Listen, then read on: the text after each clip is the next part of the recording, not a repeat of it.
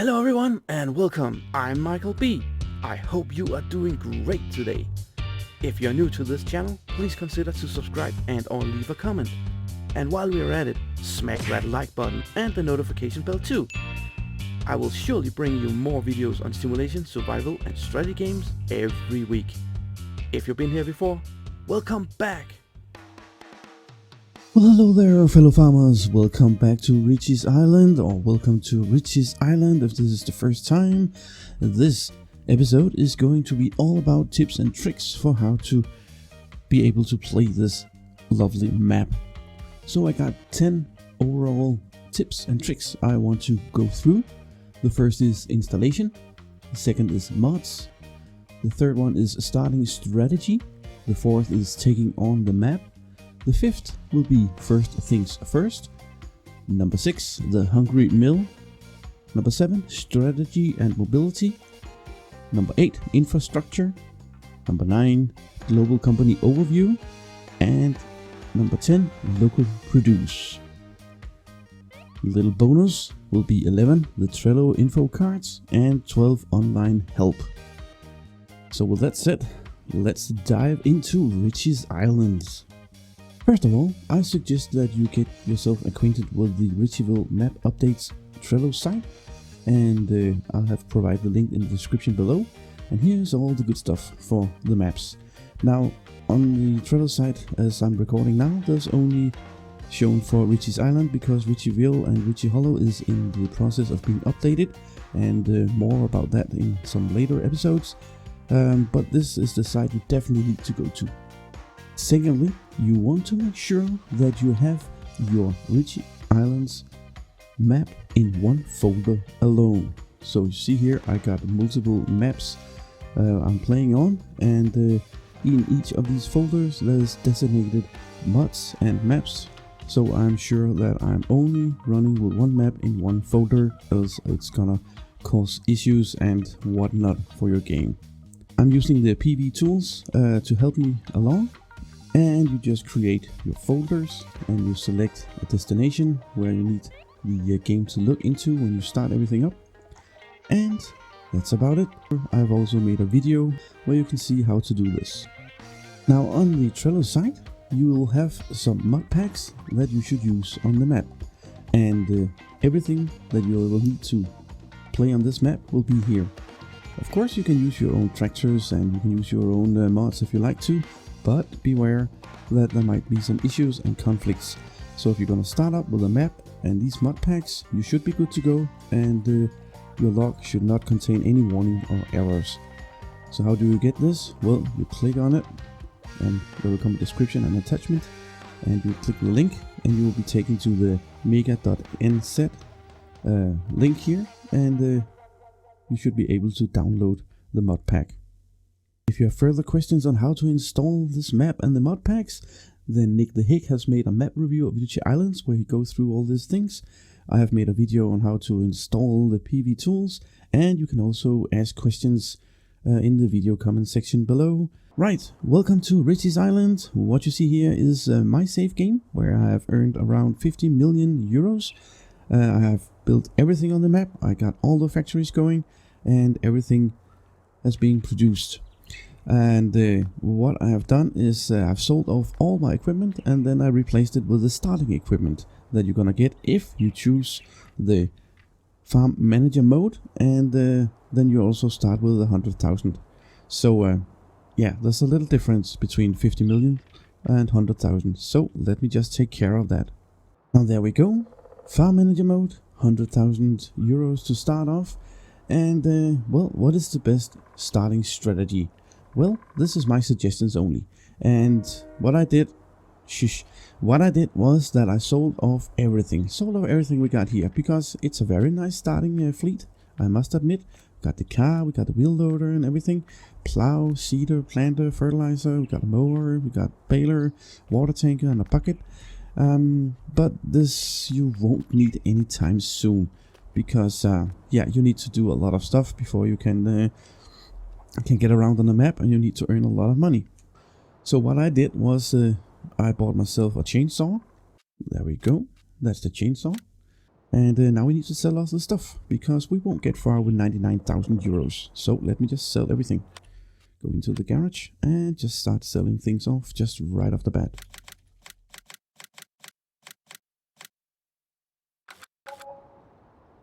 There we go. That leaves us with 942,809. Wonderful. Now we need some things to get us going. First of all, going here to the vehicles Ricci Hollows mod category, and we're gonna find ourselves a little Unimog. There we go. Now this is not a mod review, so I'm just gonna go fast over this. It's a pretty cool little truck. It got a PTO on the front. You can also give it a front attacher if that's what you like or what you need. Don't need that right now. We're gonna beef up the engine to 500 horsepower.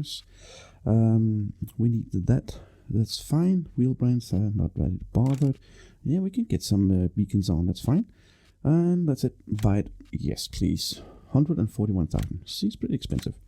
Now, luckily the attachment is not that expensive. 8,000. Well, we're gonna need one of those because we need something to shove in there. For example, wood chips. Yes, wood chips. Capacity 500,000 or 1 million. Gonna go for 1 million, of course. Cover? No, not really bothered about that one. There we go. Next up, we need a cheap tractor. Luckily in this category, we can get a tractor as cheap as chips. The Fendt 1000 Vario for 3,290. That's pretty cheap. So of course we're gonna use that to our advantage, right? Yeah, something about that. Then 1050, just paid a little bit extra. That's not much. We're gonna buy that one. Yes, please. And then we're gonna look for the Brooks, because I'm gonna focus on getting us some wood chips we can sell to get us going. There it is, Brooks all in one, and it's fine. I got a mod installed that's called adjust working speed, so don't worry about that. That's not an option you're gonna have with the standard game mods. So I'm just gonna not touch it. There we go. And there we are. We are ready to go. We are ready to go get some wood chips. Now, of course, we need to take a look at the PDA, and in my save game, it looks like this because I've bought quite a lot of land. But hopefully, with a little luck, there should be a picture overlay with your starting properties right now. As you can see in the lower of the part of the map, you will have a plot of land here. You'll also have some of the mines you own. There's even some bits and bobs on the main island. And there's a couple of strategies that you can go for right about now. Now I chose to attack this island down here because we own the land, and I started chopping up all the trees, and I got a good amount of money. You can also start building some beehives. There's a little thing over here, the apiary, and you can sell them on the main island for okay profit. That's another strategy.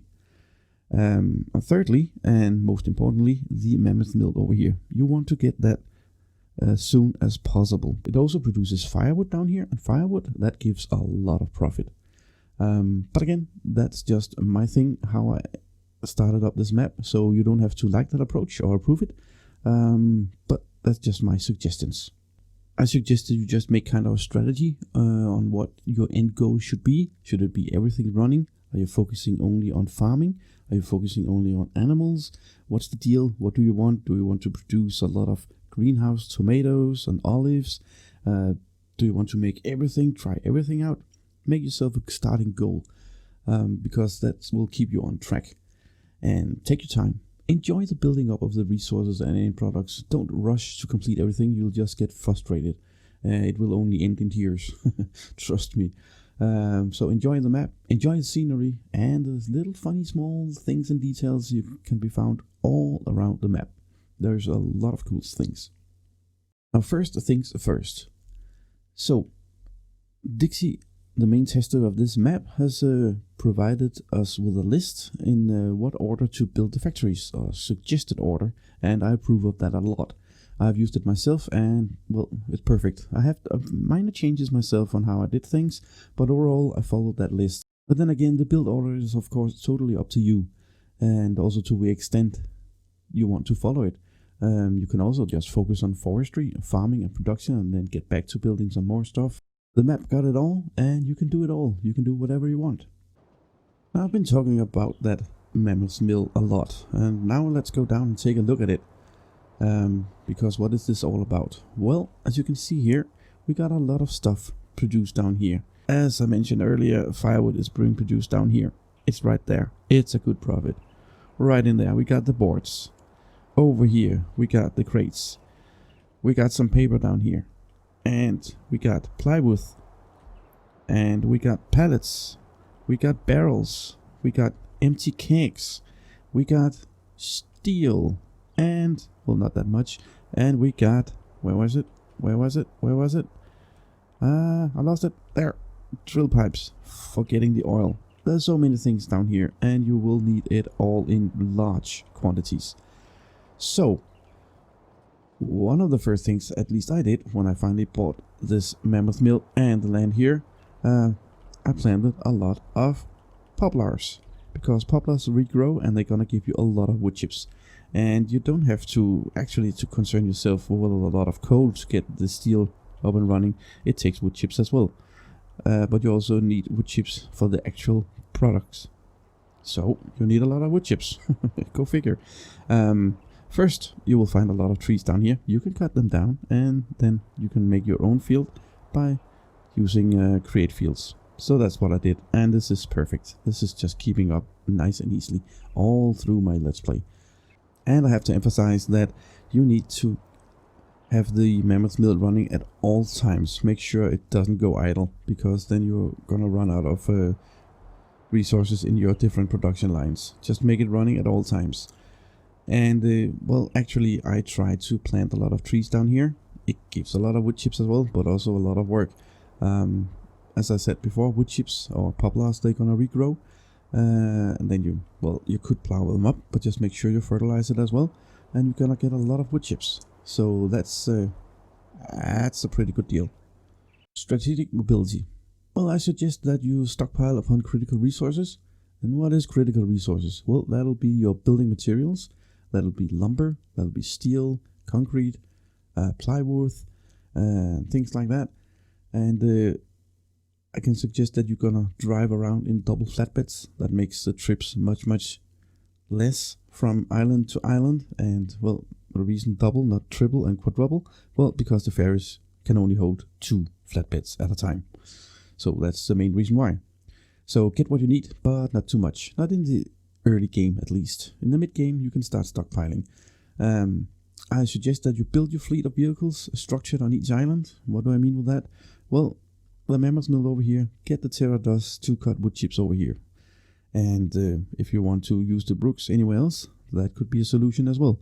But else just select a designated island for, I don't know, just field work, as I have done here. Then I have my harvester, my planter, only over here, and then a trailer to go back and forth with the ferry to get the products transported around. And also over here on the mining area over here, I have a tanker for water, tanker for diesel, so I can just sneak over on the other side to the refinery, get some diesel and go back. And there's a water sprout over here, so we don't have to drive around the whole map to get water.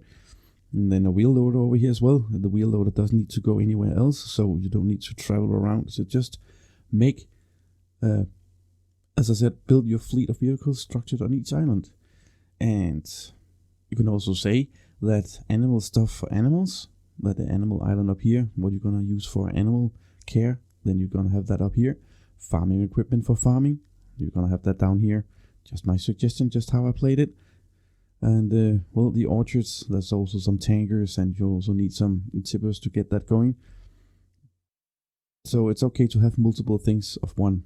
I mean, it's gonna be a little bit on the expensive side, but it's worth it in time that you need to drive back and forth. Infrastructure. Well, first and foremost, I suggest you're gonna take advantage of the logistics center up here. There is warehouses for all the products up here, and it holds a lot. So you can store everything up here, and that's more or less centered for the whole map. But not only the logistics center can be used, there are warehouses all over the place. For example, over the mammoth mill, there is not the quarry silo, well, there's silos as well, but there's a warehouse that can store most of the products that the mammoth mill produce. Up at the Animal Island, there are some warehouses that can store the products from the animals. That's at least something I took advantage of. The global company overview. Now the global company script is the main thing of Farming Simulator 19, right?